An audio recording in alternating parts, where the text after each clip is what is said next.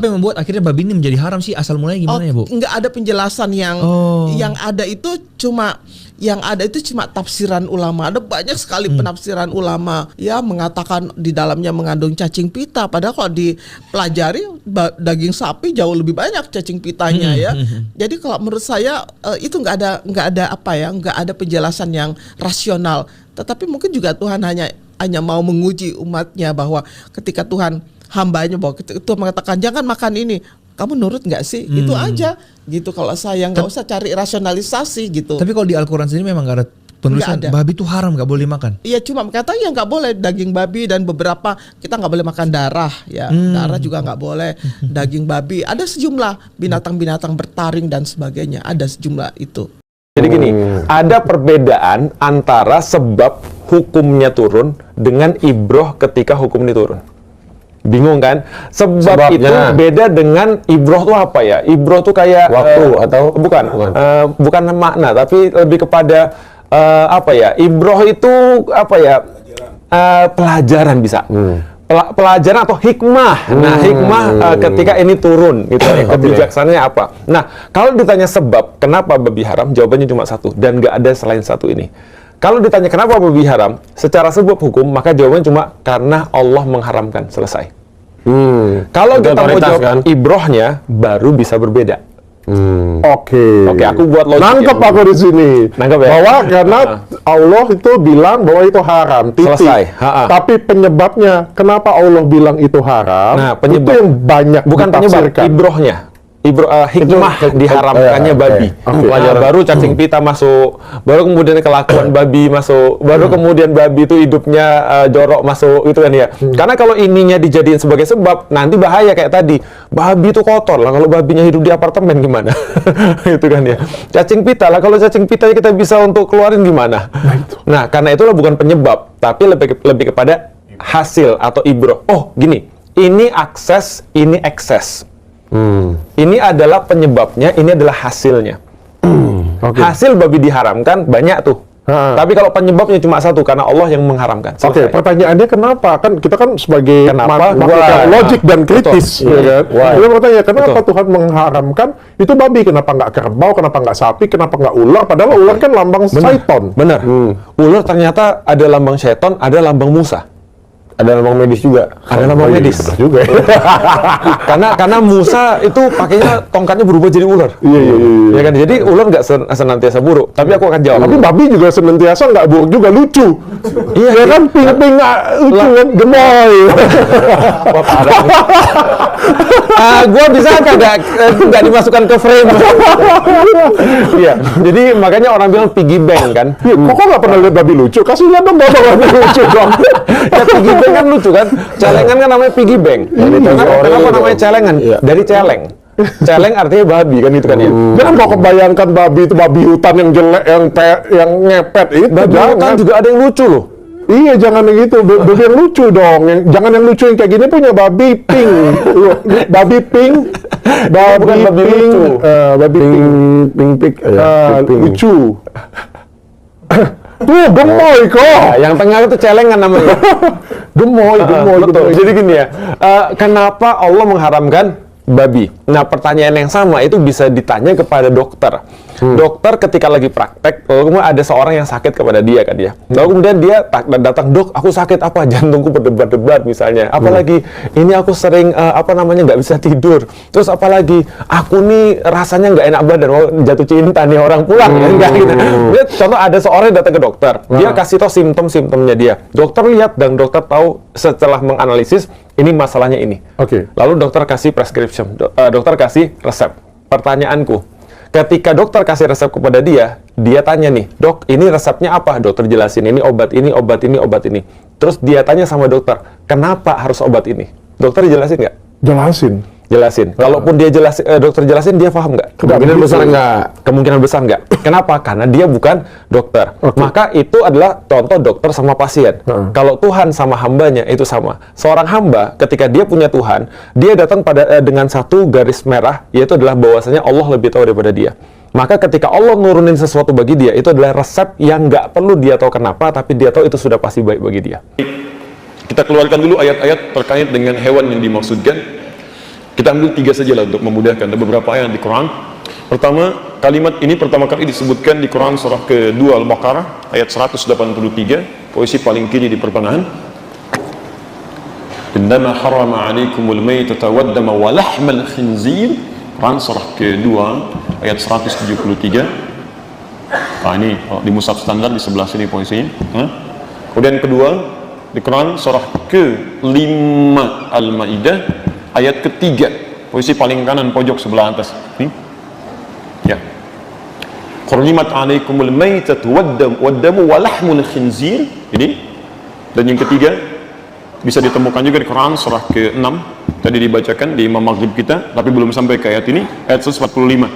Posisi paling kanan di pertengahan. Nih. Baik. Pertama, sepakat seluruh ulama bahwa hukum babi itu dihukumi haram. Jelas ya? Dihukumi haram. Ingat babinya gitu kan? Dihukumi haram. Baik memakannya ataupun al-intifa' bihi, ya, menggunakannya untuk kemanfaatan tertentu. Baik memakannya secara langsung atau menggunakan bagian dari babi, baik minyaknya ataupun misalnya lemaknya atau kulitnya untuk dimanfaatkan dalam hal tertentu. Dulu pernah ada yang menggunakan minyak babi atau lemak babi untuk menjadikan pelumas, cat untuk membuat perahu itu, ya dihaluskan dengan itu. Ya, jadi semua perangkat yang melekat kepada babi maka disifati haram, baik memakannya ataupun penggunaan pemanfaatannya. Sepakat sampai sini? Baik. Sedang status babinya sendiri tidak disebutkan kemudian. Ya, tidak disebutkan apakah dia dalam keadaan suci atau najis. Baik, babinya memang haram. Ya, tapi apakah setiap yang haram itu statusnya berawal suci atau sudah najis pada awalnya? Misal, kita beri contoh misalnya, darah haram tidak? Haram, nggak boleh dimakan gitu kan? Baik, pelan-pelan, najis tidak? Kalau tidak tahu katakan Allahu a'lam. Hati-hati ya, hati-hati. Kalau najis itu artinya kalau kemudian melekat pada diri Anda atau pada badan Anda, maka najis mesti dibersihkan, nggak bisa dipakai ibadah. Nah, sekarang cek, lihat, cek. Kalau darah melekat pada pakaian, bisa nggak dipakai sholat? Tidak, kan najis mesti dibersihkan, kecuali yang tidak ketahuan, kan? Dibersihkan dulu, baru kemudian dengan itu Anda gunakan sholat dengan pakaian yang bersih dari situ. Ya, jelas di sini. Baik, air pipis misalnya, ya, anak yang sudah mulai makan, najis tidak? Najis, ya, minumnya haram tidak? Halo, haram tidak? Haram sepanjang ada minuman yang baik-baik. Anda ada sirup, minum minuman kencing misalnya kan, ada gunanya di situ. Baik ketika melekat pada pakaian Anda, mesti dicuci dulu karena najis. Jelas ya? Melekat pada tangan Anda, cuci dulu karena najis di sini. Nah, sekarang babi itu statusnya najis atau suci dia. Jadi suci hewannya, cuma haram menggunakan dan makannya. Kalau statusnya suci dia, berarti dipegang masih boleh. Jelas ya? Tapi dimakan tidak, digunakan tidak. Uang haram nggak digunakan? Haram. Dipegang boleh nggak? Boleh. Haram nih, masya Allah. Gitu ya? Tidak, Anda pegang silakan aja, nggak ada masalah. Tapi digunakan nggak boleh. Uang hasil korupsi sita oleh negara, simpan sampaikan. Begitu sudah halal kembali, baru digunakan. Tapi sepanjang haram disimpan sebagai bukti sitaan di situ. Jelas sampai sini?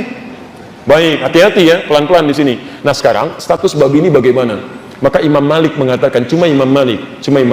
Beliau mengatakan bahwa status babi ini hewannya sih suci, tohir. Cuman hukum penggunaan dan makannya haram. Jadi kalau Anda misalnya dalam konteks ini menyentuh babi sepanjang dia bukan bangkai. Kalau bangkai sepakat di sini. Sepakat dia najis dan haram. Kalau bangkai. Ini babi hidup ya, babi hidup. Misal ada orang tersentuh, ya, bukan sengaja menyentuh. Kalau sengaja menyentuh, ini nggak ada kerjaan juga gitu kan. Baik, bisa tersentuh oleh dirinya gitu kan. Kalau pendapat Imam Malik itu dia tidak najis, walaupun hewannya haram. Pendapat Imam Malik. Tapi mazhab yang lainnya, 3 mazhab yang lainnya, baik itu Abu Hanifah dan Imam Asy-Syafi'i dengan Syafi'iyahnya, Imam Ahmad bin Hanbal dengan Hanbalinya, mengatakan babi itu tidak hanya haram tapi najis. Paham di sini? Najis. Artinya kalau itu disentuh atau tersentuh, tetap terus dibersihkan dulu, dicuci. Paham di sini? Cuci seperti tadi air pipis yang dicuci, seperti darah yang dicuci, baru kemudian menjadi suci kembali. Tapi persoalannya, apakah najisnya mukhaffafah ringan atau mughalladhah, berat. Kalau najisnya berat, mughalladhah, dikiaskan kepada liur anjing. Ingat, bukan anjing ya, berbeda. Ada liur anjing, ada anjing. Kalau anjing itu anjingnya, kalau liur cuma liurnya. Yang najis pada anjing apa ya? Liurnya. Jadi boleh nggak megang anjing? Kalau tidak tahu katakan. Baik. Yang najis pada anjing apa ya? Liurnya. Boleh nggak megang anjing? Baik. Awas, hati-hati. Kata Imam Malik, kalau megang anjingnya nggak apa-apa. Tapi kalau kena liurnya itu yang dicuci. Salah satunya menggunakan tanah. Tapi kata Imam Syafi'i, cerdas sih kata beliau, Anda tidak tahu kapan anjing menjilat tubuhnya. Jelas ya? Kapan anjing menjilat tubuhnya. Jadi ketika anjing menjilat tubuhnya, Anda nggak bisa memastikan di sebelah mana. Makanya untuk berhati-hati, kata Imam Syafi'i, beliau katakan anjing itu najisnya aini, seluruh tubuhnya mengandung najis karena dia bisa menjilat-jilat tubuhnya. Ketika Anda sentuh, mungkin bersamaan dengan itu air liurnya ikut ada di situ. Paham sampai sini? Di sini Imam Syafi'i lebih jeli dalam konteks hukumnya. Nah, Bapak dan Ibu sekalian, kata dari mazhab Syafi'iyah, babi itu termasuk najis mughalladhah. Jadi kalau tersentuh itu, maka dia harus dicuci, yang salah satunya 7 kali cucian itu, salah satunya menggunakan tanah. Jelas di sini? Persis seperti membasuhnya tangan atau bejana yang terkena air liur anjing. Cuci dengan 7 basuhan, diantaranya salah satunya menggunakan tanah. Paham di sini? Sedangkan yang lainnya selain Syafi'iyah memandang bahwa tidak tepat mengkiaskan babi dengan liur anjing, karena berbeda di sini. Beda. Ya, lihat ketika kias disebutkan ataf di Quran, ataf itu mengikutkan hukum pada sebelumnya. Atafnya babi di Quran tidak pernah diatafkan kepada anjing, tapi selalu diatafkan kepada bangkai misalnya, kemudian darah misalnya. Al-Baqarah ayat ke-173, innama harrama alaikumul maitata waddama wa lahmal khinzir. Ya, wa menggunakan wa, diharamkan bagi kalian bangkai, darah. Lihat, darah tadi kan najis kan? Bangkai najis kan? Artinya kalau kita pegang, kita bersihkan kan? Setelah itu Allah menyebutkan babi dengan huruf wawu. Wawunya ma'iyah. Ma'iyah itu menyamakan hukum antara sebelum dengan setelahnya. Jadi yang setelahnya diikutkan pada hukum sebelumnya. Jadi kata dua ulama, ada 2 madhab yang menyebutkan babi tidak bisa dikiaskan dengan anjing, tapi dikiaskan pada najis lain yang tidak serupa dengan liur anjing. Apa itu? Seperti darah, seperti mayit bangkai, ya mayitah bangkai dan sebagainya. Jadi dari sini, kalau sekiranya ada orang menyentuh babi atau tersentuh dengan keadaan yang nggak bisa dihindari, cukup dia cuci saja, yang merasakan bersih dari sisi cuciannya dengan menggunakan sabun tahara atau semisalnya, sehingga dipandang suci dalam keadaan dirinya. Jelas di sini? Nah, tapi kata mazhab Syafi'iyah, kami berpendapat untuk kehati-hatian tetap dia seperti anjing. Ya, dikiaskan kepada air liur anjing yang kalau terkena tetap salah satu menggunakan tanah. Di sini kalau kami melihat yang lebih rajih adalah pendapat para ulama yang memandang babi itu haram, termasuk najis, tapi najisnya tidak dikiaskan dengan liur anjing. Jelas ya? Dikiaskan dengan najis yang lainnya yang cukup kemudian dibasuh dengan sabun atau yang serupa yang menghilangkan bekas-bekas najisnya. Paham sampai sini? Baik. Pertama dari sisi kias hukumnya, kedua dari sisi dalilnya, dan yang ketiga dari sisi tujuannya. Ya, awas, maqasidus syariah untuk menghilangkan najis pada liur anjing itu, karena setelah diteliti pada liur anjing terdapat bakteri-bakteri yang tidak bisa dimatikan, dibunuh kecuali dengan menggunakan unsur dari tanah. Sedangkan pada babi tidak. Ada unsur-unsur yang berbeda di sini. Jelas di sini? Baik ya. Jadi ini diantaranya. Anjing bahasa Arabnya apa? Kalau tidak tahu katakan. Baik. Anjing bahasa Arabnya apa? Tidak ada di Arab anjing, wallahu a'lam. Madza fil arabiyyati anjing? Wallahu a'lam. Masyaallah. Anjing bahasa Arabnya kalbun atau kilab. Baik. Kalau serigala masuk anjing bukan? Serigala. Wah. Serigala masuk anjing bukan? Awas, hati-hati ya, namanya beda. Serigala disebut dhi'bun di surat Yusuf, akalahu dhi'bu, dimakan oleh serigala. Di anjing disebut kalbun, serigala disebut dengan dhi'bun. Awas, ini harus jeli di sini. Karena air liur pada serigala beda dengan air liur pada anjing. Beda, hati-hati. Jadi kalau Anda kena air liur serigala misalnya, hati-hati, mohon maaf ya, kena najis tidak? Tidak sama dengan anjing, tapi pilihannya kena air liur anjing, tangan Anda selamat, atau kena air liur serigala, tangan Anda potong. Pilih mana? Jadi nggak usah pelihara kedua-duanya, maksud saya ya, nggak ada kerjaan, ngapain gitu kan? Kecuali untuk kebutuhan yang lainnya. Oh, hati-hati ya, fikih itu selalu fleksibel. melihat kebutuhan hukumnya, tapi juga tidak diringan-ringankan. Ada ilat hukum yang mesti dipelajari. Baik. Kayak misalnya, anjing apa hukumnya dimakan? Haram. Kalau anjing laut? Hati-hati. Awas, hati-hati. Awas, karena nanti kita akan lihat ada banyak hadis yang menyebutkan kan, al-bahru tahuru ma'uhu wal hillu maitatuhu. Yang segala yang di laut itu suci airnya dan halal bangkainya. Ya, halal bangkai yang di laut. Di semua yang ada di laut itu halal. Babi apa hukumnya?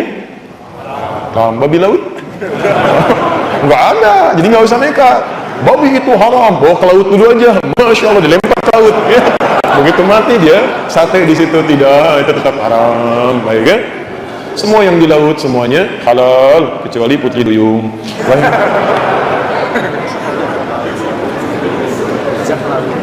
Ya. Jadi puasa dan salat kalau melekat babi pada dirinya tersentuh, itu salatnya dipandang tidak sah. Salat dipandang tidak sah. Bas ya. Jadi salatnya masih diulang karena najis melekat pada dirinya dan dia tahu itu. Tapi kalau puasa, tetap puasanya tidak batal, tetap diteruskan. Karena ilat hukum puasa dengan ilat hukum sholat itu beda. Ya, antum misalnya, mohon maaf, sedang sholat, tiba-tiba keluar angin misalnya. Keluar, batal tidak? Batal. Sedang puasa, keluar angin, batal nggak puasanya? Tidak, gitu ya. Beda. Jadi jangan sampai disamakan ilat hukum dengan suasana berbeda dengan hukum sama. Itu tidak. Ya, jadi tersentuh babi saat sedang puasa tidak membatalkan puasa. Tapi Anda harus bersihkan sebelum Anda sholat. Paham ya?